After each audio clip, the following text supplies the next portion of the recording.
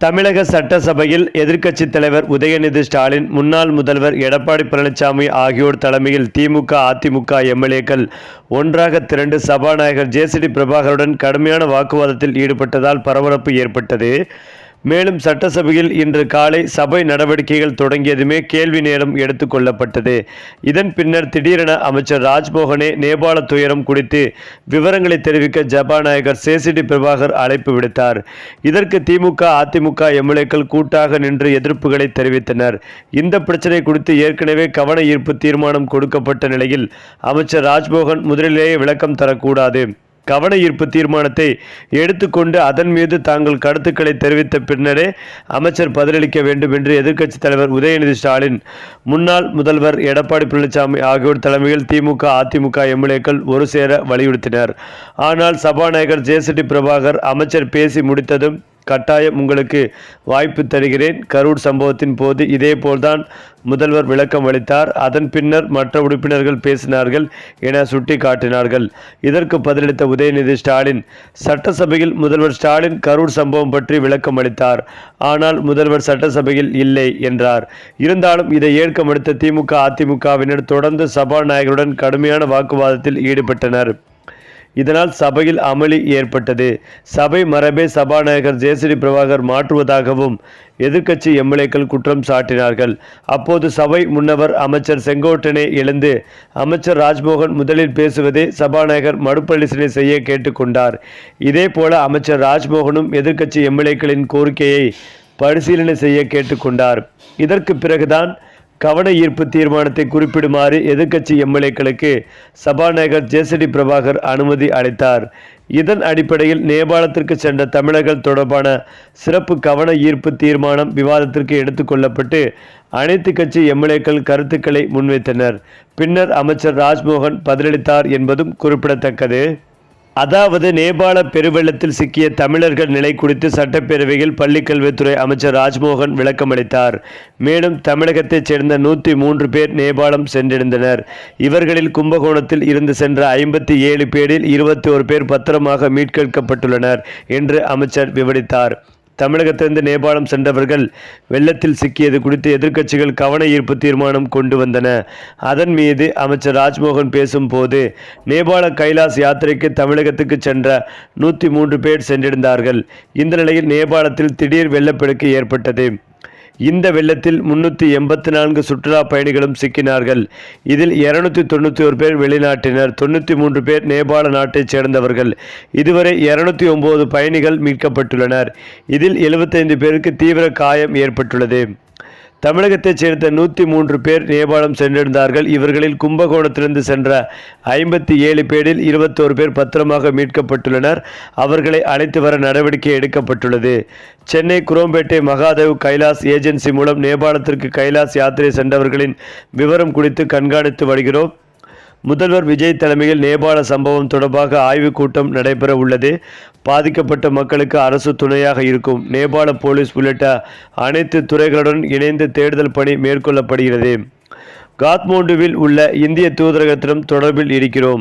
பாதிக்கப்பட்டவர்கள் தொடர்பு கொள்ளவும் அவர்களின் குடும்பத்தினர் தொடர்பு கொள்ளவும் உதவி எண்கள் அறிவிக்கப்பட்டுள்ளன என தெரிவித்தார் ராஜ்மோகன். இன்னொரு புறம் சட்டமன்றத்தில் திமுக எம்எல்ஏ ராஜாவுக்கும் அமைச்சர் ஆதவ் அர்ஜுனாவுக்கும் இடையே ஏற்பட்ட காரசார வாக்குவாதத்தை கண்டித்த பிரேமலதா விஜயகாந்த், இது சட்டமன்றமா, சண்டை மன்றமா? மானிய கோரிக்கையை தவிர எல்லா நிகழ்ச்சியும் நடக்கிறது. அவர் பேச ஆரம்பிக்கும் வரை நன்றாக செல்கிறது. அவர் பேச ஆரம்பித்தாலே சண்டேதான் என்று ஆதவ் அர்ஜுனாவை நோக்கி பேசினார். அதற்கு ஆதவ் அர்ஜுனா, அந்நியாருக்கும் எங்களுக்கும் பிரச்சனை கிடையாது, எங்களுக்கும் விஜயகாந்த் சாரை ரொம்ப பிடிக்கும், உண்மைக்கு மாறாக பேசும் போதுதான் நாங்கள் எழுந்திருக்கிறோம். ஆதவ் அர்ஜுனா, எதிர்க்கட்சி என்பது தீப்பெட்டி போன்றது, அதை பற்ற வைத்தது போல் காய்ச்சினால் அமைதியாக இருப்போம், கேஸை பிடுங்கிவிட்டு பற்ற வைத்தால் வெடிக்கும் என்றார்.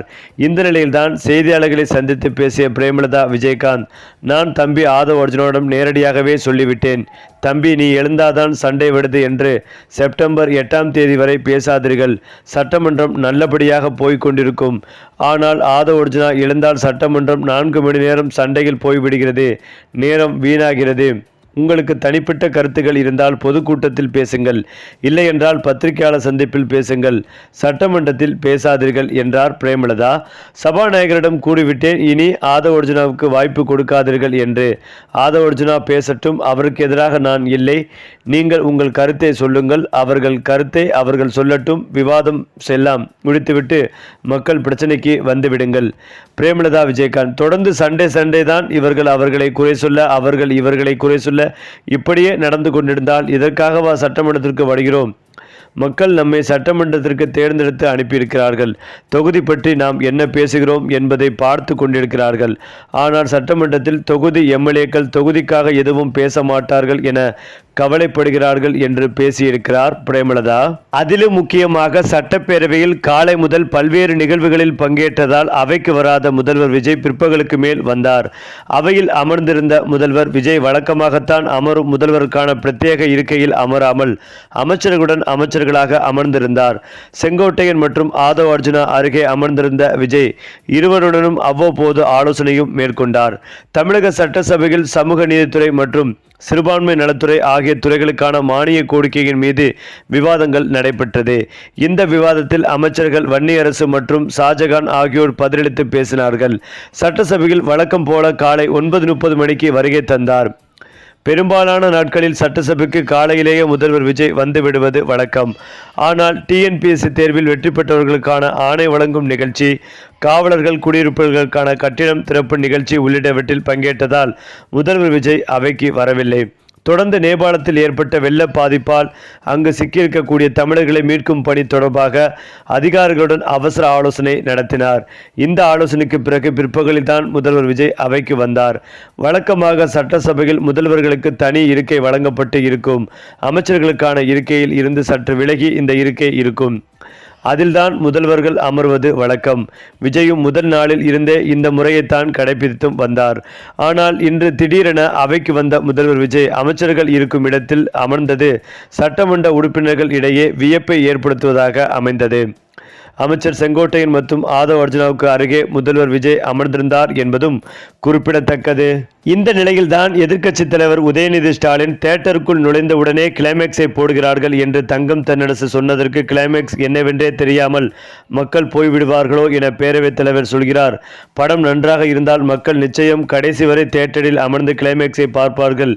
நீங்கள் சொல்வதை பார்த்தால் இந்த படம் எப்படி ஓடாது, நல்லா இருக்காது, அதனால்தான் முதலிலேயே கிளைமேக்ஸை போட்டு விடுவோம் என்பது சொல்வது போல் இருக்கிறது என்று அடுக்க அவையில் பெரும் சிரிப்பலை எழுந்தது. இதற்கு பதிலளித்து பேசிய சமூக நீதித்துறை அமைச்சர் வன்னியரசு, இப்போதெல்லாம் திரைப்படங்களில் 2 கிளைமேக்ஸ் வைக்கும் கலாச்சாரம் வந்துவிட்டது. மனிதர்கள் எப்போதும் மாற்றத்தை விரும்ப வேண்டும்.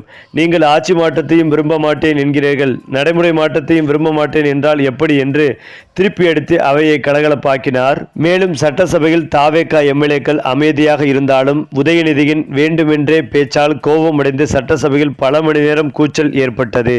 இதனால் உதயநிதி மீது பலரும் கோபத்தில் இருந்தார்கள் என்பதும் குறிப்பிடத்தக்கது.